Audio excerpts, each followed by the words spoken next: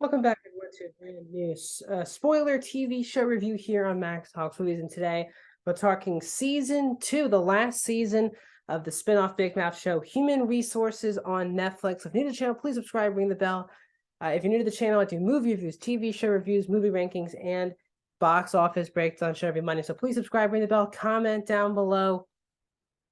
What are your thoughts on season 2 of Human Resources? Did you like it more than season 1? Are you excited for the last 2 seasons of Big Mouth? Are you shocked or surprised that this is the end of Human Resources? And what do you want to see more of it? Obviously, it's been canceled for specific reasons. So what are your thoughts? Are you sad that you won't get much more Big Mouth moving forward? Also, please like the video, the thumbs up button. So this will be a spoiler-filled review, but when I give the plot synopsis, it will be non-spoiler.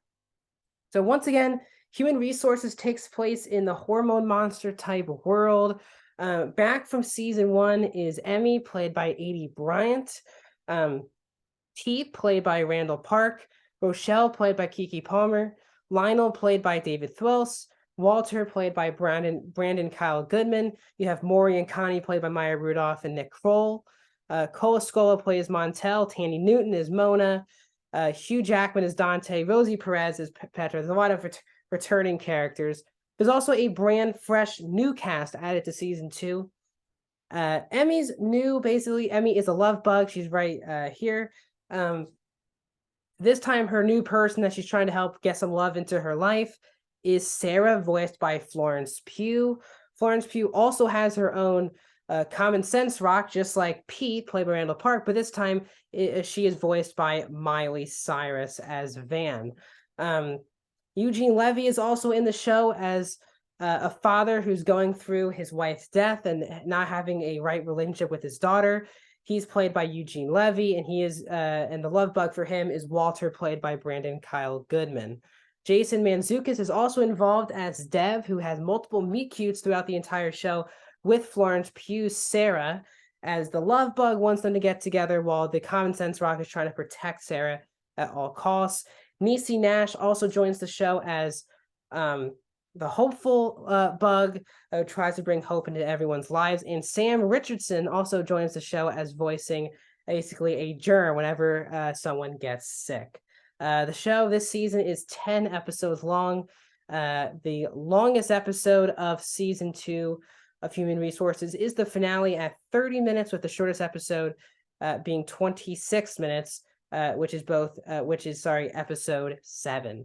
So let's get into our spoilers. Because it's season 2, I think if you haven't seen season 1 of Human Resources, or if you haven't even seen Big Mouth, you probably wouldn't be checking this one out. So let's get into my spoiler thoughts of Human Resources. I actually think this is a much better season than season 1. And when I first came out, I had a really fun time with season 1 of Human Resources, but it's kind of like rinse and repeat, meaning I enjoyed the show while it was on. It was very easy to binge, but a couple months later, I did forget a lot of the storylines that happened. Or just there was a lot going on in season 1. I think the biggest problem that season 1 had is that it just wasn't very consistent. It just had storyline for one episode, another storyline for another episode. It just didn't feel like there was one flowing plot from the first episode all the way to the 10th episode. Now, there were some really good solo episodes of season 1. Again, this came out March of last year. Season 1, this is June of this year.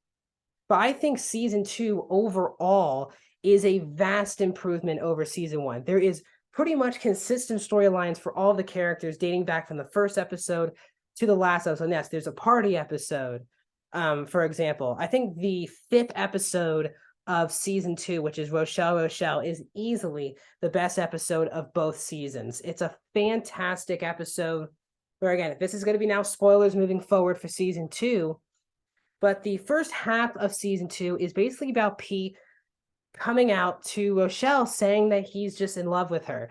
She, her and Dante, played by Hugh Jackman, have a big blow up at the beginning of this season, which and then turns her into obviously the angry, love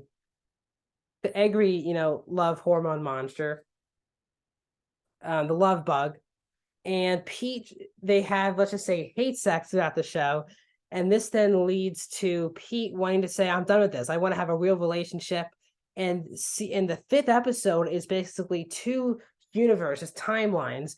If Rochelle comes out of a situation wanting to be a love bug or wanting to be a hate bug, depending on his relationship with P, which I find was really interesting. Keke Palmer sings the most of the songs this season, and she does a great job. I think another great part of this season as well, we'll get back into episode 5 in a second, is that Aidy Bryant's Emmy just wasn't that an interesting lead character for the show. There were just so many more interesting storylines going on. And while yes, she is still just as involved, she doesn't just feel like the center focus.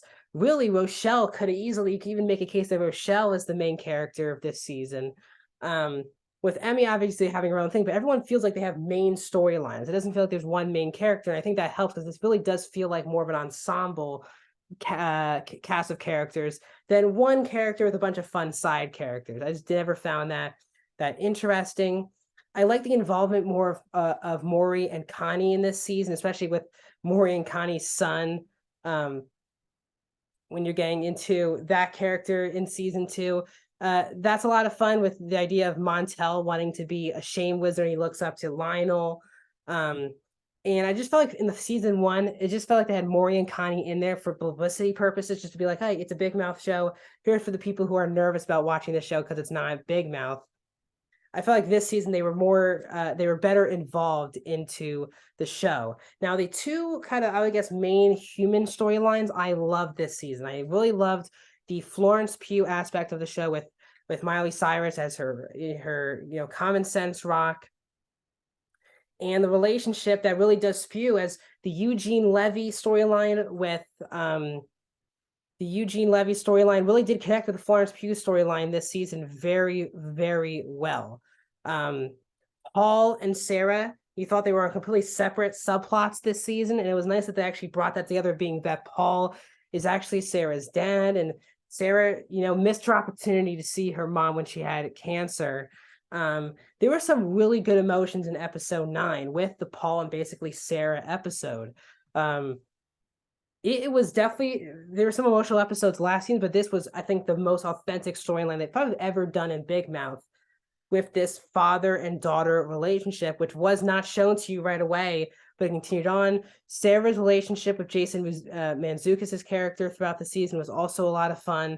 Their meet cutes were very obviously random, but very funny every time they got to involve. Again, Mantzoukas voices Jay on actual Big Mouth. Pete, though, for me, was the MVP of this season. Randall Park is a tremendous voice actor, and he did a great job again voicing Pete, but he was the best. Let's just say he had a huge fight with one of Dante's extremity private parts, and that was a lot of fun. It's one episode of Pete just going back and forth with this private part. It was hilarious. Pete's romance, wanting to be romantic with Rochelle, and the fact that in one of those big in the multiverse where Rochelle actually wanted to be with Pete, she wasn't glowing when she says that he loved him. And I really just love their dynamic this season. The Lionel Maury Connie relationship got out of control towards the end of the season, with them, let's just say, having an experience together, which I was not expecting to go down this road. Again, Dante's a scene stealer. He wasn't really in this season as much as he was season 1. And I also like the more inclusion of Petra, played by Rosie Perez. I thought that was a really fun character in her episode with the kid who wanted the truck, and he doesn't really the number 8 episode, the pity party. I thought that was also like the second best episode of the show. I thought that was also a really fantastic episode. I do think there were some misfires. I really don't like the sick episode whatsoever.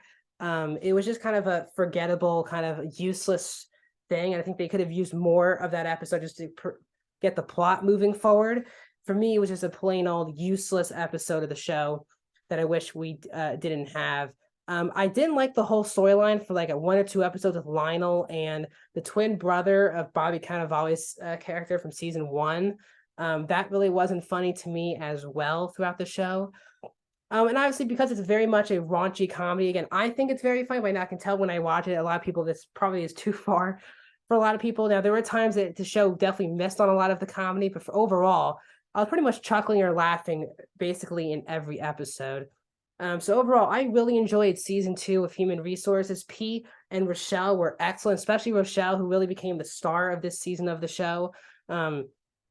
Again, this is the last season of Human Resources, and then Big Mouth has season 7 coming out in this year, and then ending its run with season 8 next year. So Big Mouth and all of its shows are done. The reports were, though, that the Human Resources characters, while I think they had a really nice, fun conclusion to the show, really putting a bow on Human Resources, but the reports were that they will give all of these characters the fair resolutions in Big Mouth either this season or next season. So this will not be the last time we see these characters. Again, I'm a big fan of Big Mouth.